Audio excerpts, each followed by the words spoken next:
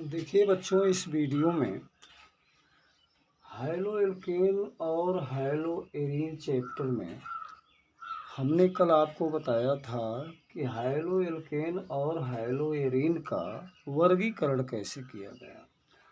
आज हम आपको बताने जा रहे हैं हाइलो एल्केन का विरचन। विरचन का अर्थ होता है निर्माण, यानी हाइलो एल्केन को हम कैसे बनाएंगे।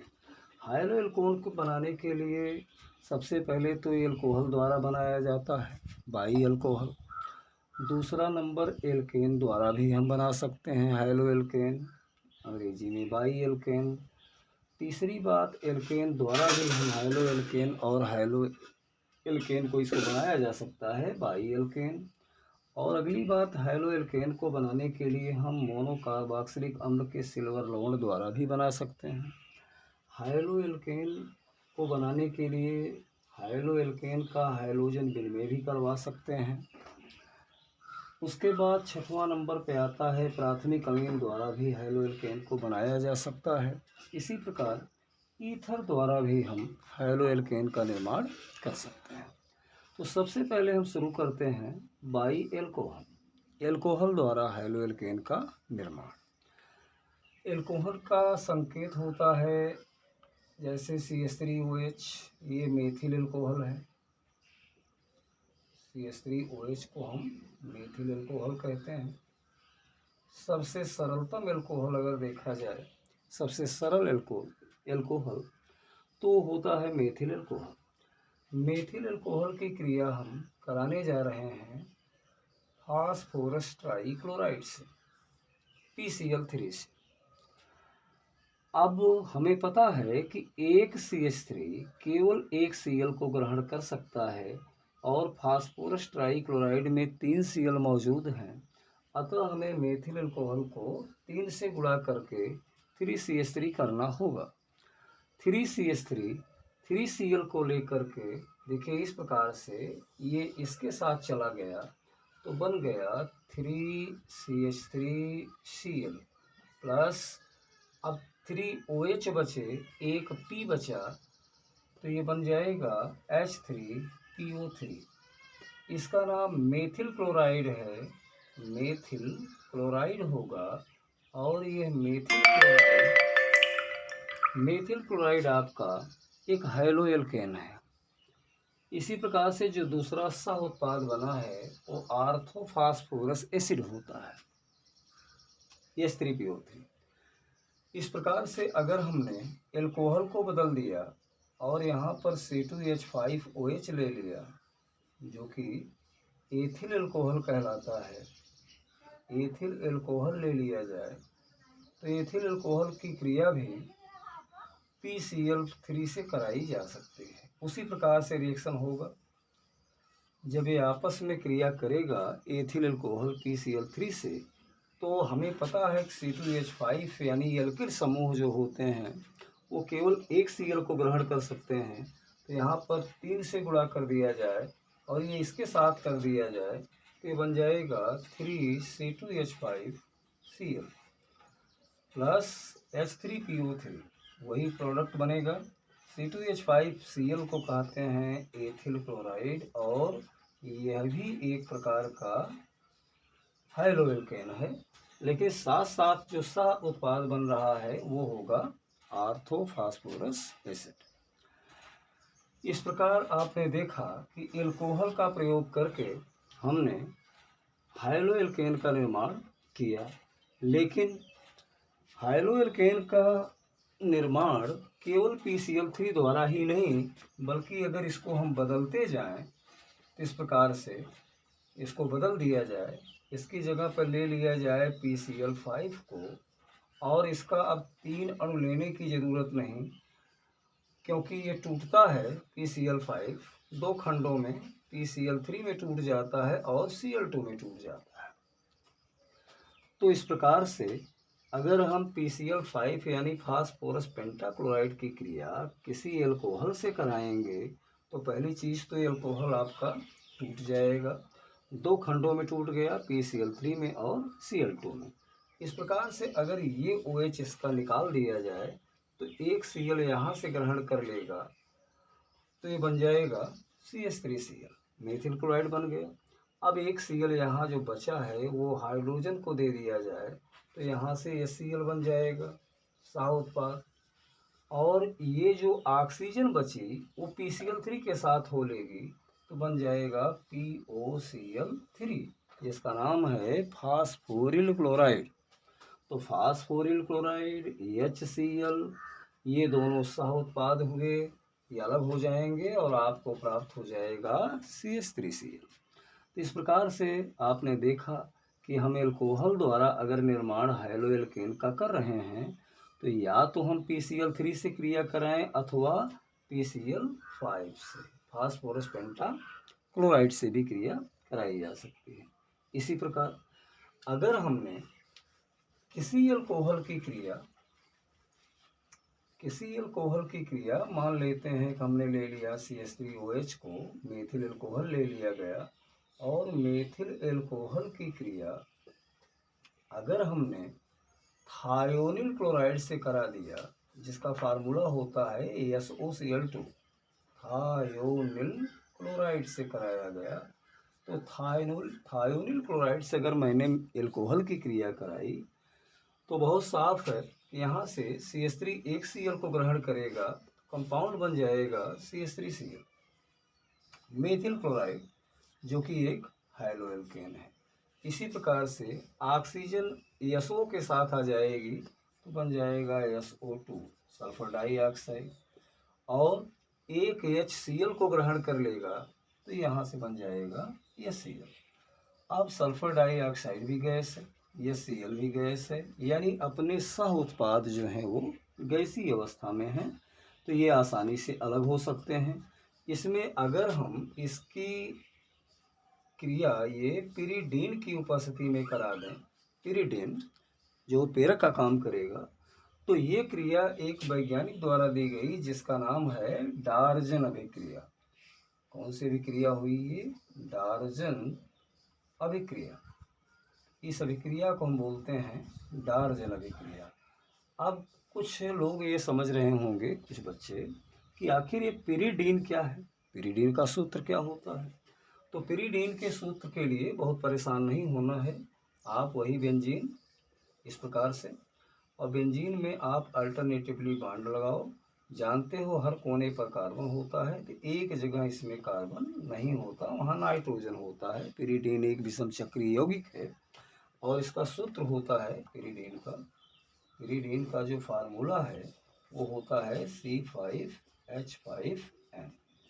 तो इस प्रकार से यह तो एक पिरिडीन की उपस्थिति में क्रिया हुई, और इस क्रिया को देने वाला जो साइंटिस्ट था वो था डार्जन, और इस अभिक्रिया का नाम होगा डार्जन अभिक्रिया। तो अभी हम लोग एल्कोहल द्वारा बना रहे हैं हाइलोएल्केन को। अब अगर हम इसी हाइलोएल्केन को बनाने के लिए हम खनिज अम्लों की क्रिया कराएं, जैसे CH3OH है मेथिल अल्कोहल, या फिर हम अपना C2H5OH ले लें एथिल अल्कोहल। अपने पास ये दो पुराने अल्कोहल हैं जो बहुत ही प्राचीन काल से ज्ञात हैं। मेथिल अल्कोहल को मीथेनॉल के नाम से जाना जाता है, एथिल अल्कोहल को हम इथेनॉल कहते हैं। ये शराब का मुख्य अवयव होता है जो विषैला नहीं होता, लेकिन मेथिल अल्कोहल विषैला होता है। अब इसकी क्रिया हम कराने जा रहे हैं खनिज अम्लों से। जैसे अब खनिज अम्लों से क्रिया का मतलब हुआ कि हम इसकी क्रिया HCl से कराएं, या HBr से कराएं, या HI से कराएं। अपने पास ये सभी खनिज अम्ल हैं, खनिज अम्ल। तो खनिज अम्लों से अगर क्रिया कराई जाए किसी एक अल्कोहल की, चाहे मेथिल अल्कोहल लिया जाए चाहे एथिल अल्कोहल लिया जाए, लेकिन इनमें से कोई एक होना चाहिए। अगर मान लो हम HCl से क्रिया कराएं और इसकी उपस्थिति कर दें निर्जल जिंक क्लोराइड की, निर्जल ZnCl2 की क्रिया करा दें, और HCl को हम कह दें कि ये सांद्र है, कंसंट्रेट है HCl। तो कंसंट्रेट HCl और निर्जल जिंक Cl2 का जो मिश्रण होता है, दरअसल ये ल्यूकास अभिकर्मक कहलाता है। इतने को हम बोलते हैं ल्यूकास अभिकर्मक। ल्यूकास अभिकर्मक एक ऐसा अभिकर्मक होता है जो एल्कोहल की पहचान करने के लिए प्रयोग किया जाता है कि एल्कोहल प्राथमिक है, द्वितीयक है अथवा तृतीयक है। तो इस प्रकार से लूकास अभिकर्मक सबसे पहले जो क्रिया करेगा वह तृतीयक एल्कोहल से बहुत तेज़ी के साथ क्रिया करता है। वो 20 से 30 सेकंड लगते हैं क्रिया करने में। द्वितीयक एल्कोहल होगा तो 5 से 10 मिनट में क्रिया करेगा। और ये प्राथमिक एल्कोहल जैसे ये है, इसको क्रिया करने में घंटों लग जाते हैं। तो कुल मिला करके ल्यूकास अभिकर्मक एक विशेष चीज़ है। और इस अभिक्रिया को देने वाला जो वैज्ञानिक था उसका नाम ग्रूव था, इसलिए इसको ग्रूव प्रक्रम द्वारा भी बताया जाता है। यह ग्रूव नामक वैज्ञानिक द्वारा दिया गया। तो ये ग्रूव प्रक्रम द्वारा देखिए, यहाँ से H और यहाँ से OH ये दोनों जल बना लेंगे और ये बन जाएगा CH3 आपका आ जाएगा Cl के साथ, तो बन गया हाइलो एल्केन। CH3Cl बन गया प्लस यहाँ से H2O मिला। इस प्रकार से बन गया मेथिल क्लोराइड। मेथिल क्लोराइड आप जानते हैं कि एक हाइलो एल्केन है। तो इस प्रकार से हमने बताया कि एल्कोहल द्वारा हम इस प्रकार से हाइलो एल्केन बना सकते हैं। इसके बाद हम आते हैं एल्केन द्वारा कैसे बनाओगे। थोड़ा सा वीडियो लंबा होगा, इसलिए लंबा होगा कि 7 विधियां हैं हाइलो एल्केन बनाने की, और मैं सोच रहा हूं कि एक ही वीडियो में इसको क्लियर कर दिया जाए। तो एल्केन द्वारा अगर हम हाइलो एल्केन बनाना चाहें तो जैसे कोई भी आप एल्केन ले लीजिए। जैसे सबसे सरलतम एल्केन है मीथेन आपका। मीथेन की क्रिया अगर हम सूर्य के प्रकाश में क्लोरीन से करा दें इस प्रकार से, तो एक प्रतिस्थापन अभिक्रिया होगी। और प्रतिस्थापन अभिक्रिया में होगा क्या कि हाइड्रोजन निकलेगा और एक Cl जुड़ता जाएगा। जैसे अब 4 हाइड्रोजन हैं तो बारी बारी से इस प्रकार से CH3Cl प्रारंभ में बना, प्लस यहाँ से ये Cl निकल जाएगा। अभी CH3Cl और क्रिया कर सकता है, जो कि ये हाइलो एल्केन है, ये हाइलो एल्केन है। लेकिन अगर हम CH3Cl की क्रिया फिर से क्लोरीन से करा दें उसी प्रकार से सूर्य के प्रकाश में, तो ये बन जाएगा CH2Cl2 methylene dichloride plus Cl बन जाएगा। यानी फिर से अब एक हाइड्रोजन निकल गया, उसकी जगह पर एक Cl और जुड़ गया, तो ये बन गया मेथिलीन डाइक्लोराइड। इसी प्रकार से अगर हम मेथिलीन डाइक्लोराइड की क्रिया आगे और क्लोरीन से करा दें सूर्य के प्रकाश में, तो ये बन जाएगा CaCl3 प्लस Cl।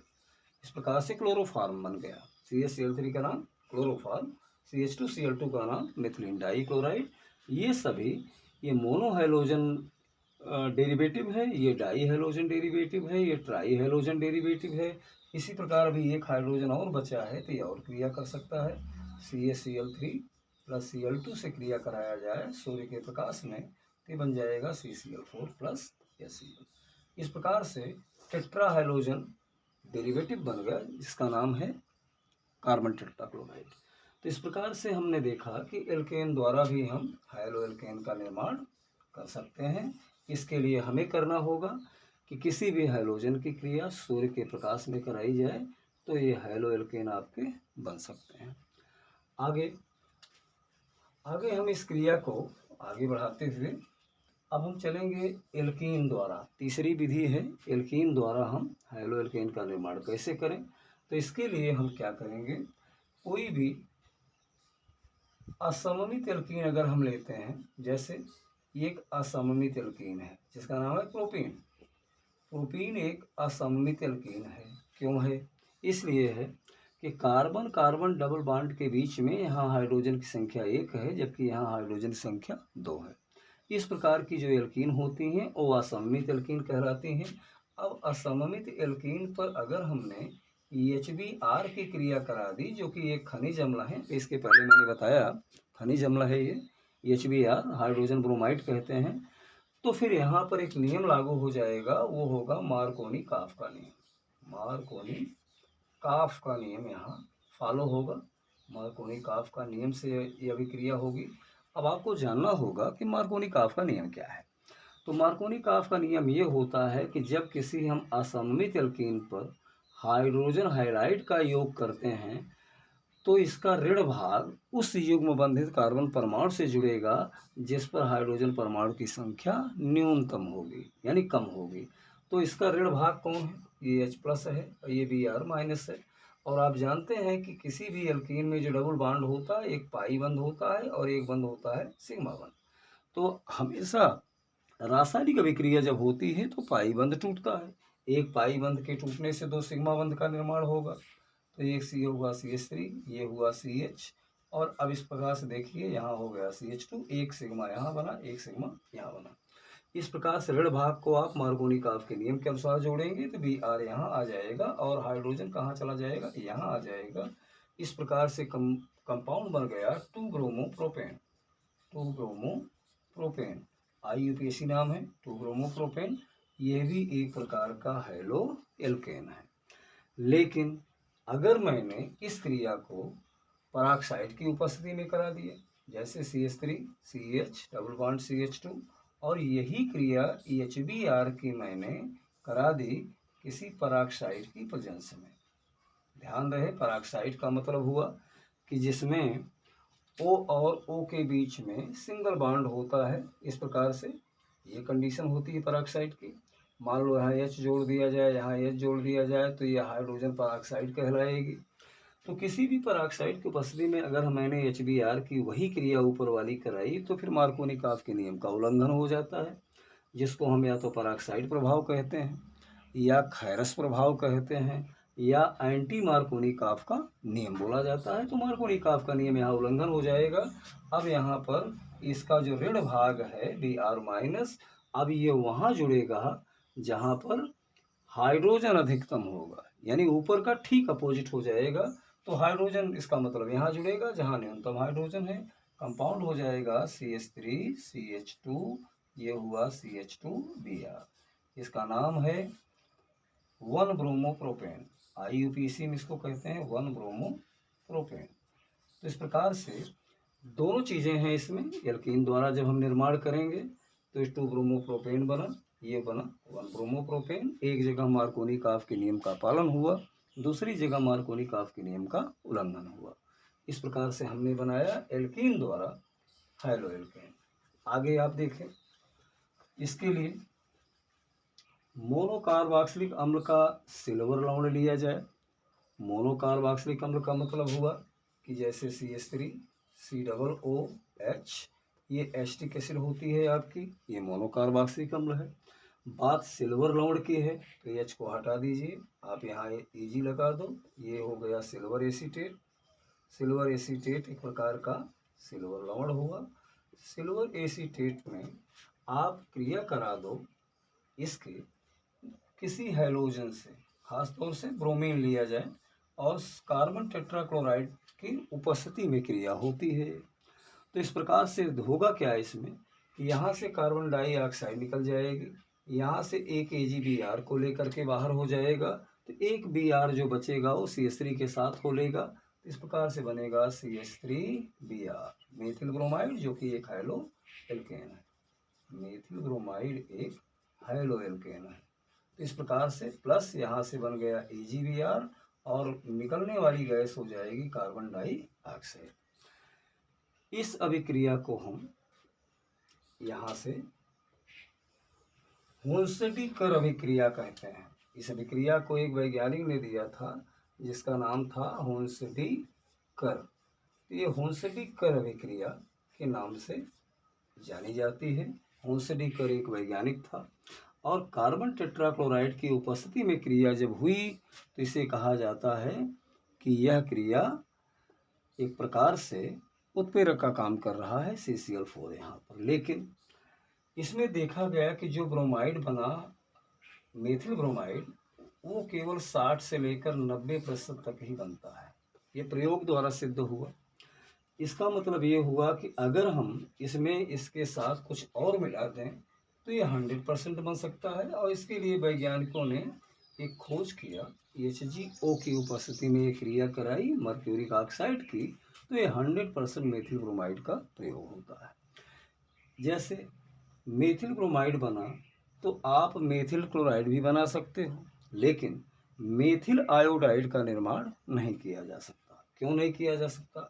इसलिए नहीं किया जा सकता कि जैसे 2RCOO अगर मान लो हम सिल्वर लवण लेते हैं अम्ल का और इसकी क्रिया अगर हम आयोडीन से कराते हैं, सब कुछ उसी प्रकार से होगा, लेकिन तब यहाँ पर क्या हो जाएगा कि एस्टर बन जाता है। प्रयोग द्वारा देखा गया कि यहाँ एस्टर बना, प्लस यहाँ से 2AgI बन जाता है silver iodide, plus CO2 gas, carbon dioxide gas निकल जाती है यहाँ से। तो कहने का मतलब हुआ कि हम यहाँ पर अगर सोचें कि एल्किल आयोडाइड भी बना लें तो एल्किल आयोडाइड संभव उनसे लेकर अभिक्रिया में नहीं है, केवल एल्किल ब्रोमाइड बन सकता है और एल्किल क्लोराइड बन सकता है। आगे चलें, हम चलते हैं इसके बाद हाइलाइट विनिमय वाले में, हाइलो एल्केन के हाइलोजन विनिमय द्वारा।